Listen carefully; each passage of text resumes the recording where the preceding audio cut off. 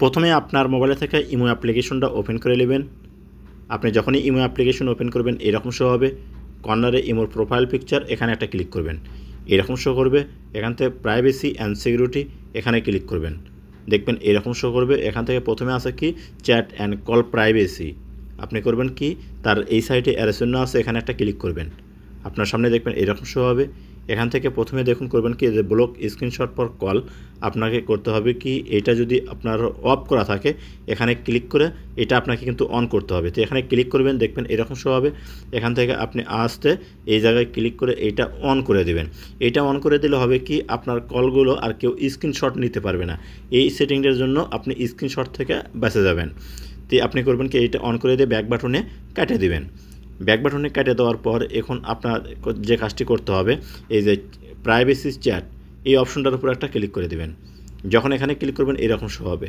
এখান থেকে আপনি করবেন কি যাদের সাথে ইম্পর্টেন্ট আপনি বেশি ইমোতে কথা বলেন ভিডিও কলে, আপনি তাদের অ্যাকাউন্টগুলো এখানে অ্যাড করবেন। এই যে অ্যাড অপশন আছে এখানে ক্লিক করলে এরকম শো হবে।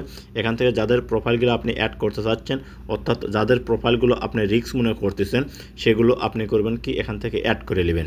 অ্যাডটা কীভাবে করবেন, ডান সাইডে দেখুন ঘর আছে, এই ঘরগুলোর উপর আপনাকে টিক মার্ক দিতে হবে। আপনি ক্লিক করবেন, দেখবেন tick mark automatically tick mark হবে।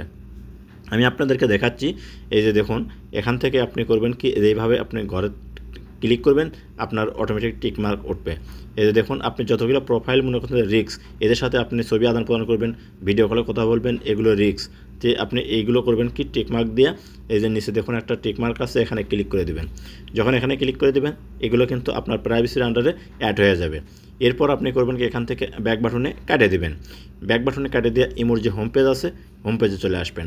আসার পর আপনাকে যে কাজটি এখান থেকে করতে হবে আমি আপনাদেরকে A to Z দেখাচ্ছি। কিন্তু এখান থেকে আপনি যাকে সন্দেহ মনে হয় করবেন কি তার ইমো যে প্রোফাইল পিকচার আছে আপনি তার ইমো প্রোফাইল পিকচার উপর একটা ক্লিক করবেন। যখন ইমো প্রোফাইল পিকচার উপর ক্লিক করবেন দেখবেন এরকম শো হবে, ডান সাইডে 3 ডট অপশন এখানে একটা ক্লিক করবেন। যখন এখানে ক্লিক করবেন দেখবেন এরকম শো হবে। এখান থেকে নিচে দেখুন আছে কি কল প্রাইভেসি, আপনি এই কল প্রাইভেসি অপশনটার উপর একটা ক্লিক করে দেবেন।